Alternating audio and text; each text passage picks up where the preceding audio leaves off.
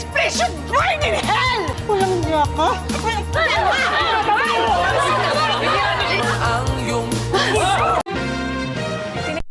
Ang PNP Highway Patrol Group na hindi maapektuhan ng kanilang pagmamando sa EDSA ang kanilang anti-carnapping operations.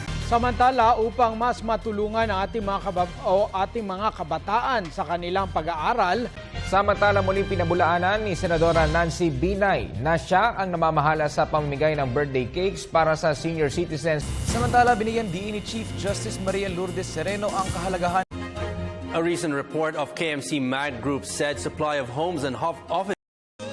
Samantala, sinagot naman ni President-elect Rodrigo Duterte ang mga batikos ng... Samantala, mas pinaigting ng Philippine National Police ang kanilang pagbabantay para sa darating na halala. Turning now to our business page, an executive order is expected to be issued soon by the President for the full implementation of... Meanwhile, the Quezon City Police District has put in place its security plan. Samantala, naniniwala si Bureau of Corrections Director Rainier Cruz na malaki ang maitutulong ng pagtatalaga sa Special Action 4. Almighty God, our Father, bless this wonderful nation. Protect us from physical and spiritual war, from fear and confusion, from separation and division. Be present to our leaders.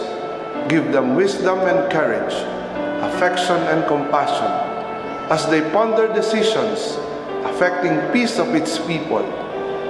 Make us more deeply aware of our beginnings, remembering not only our rights, but also our duties and responsibilities as a citizen.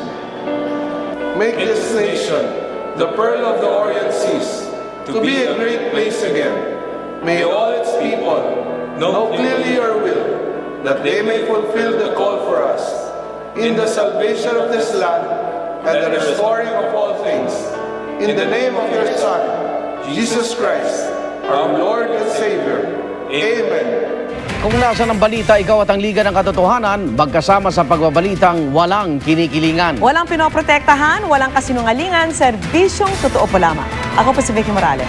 Ako naman, Arnold Glavio, susunod na ang tunay na buhay. Hanggang sa Lunes, sama-sama tayong magiging saksi.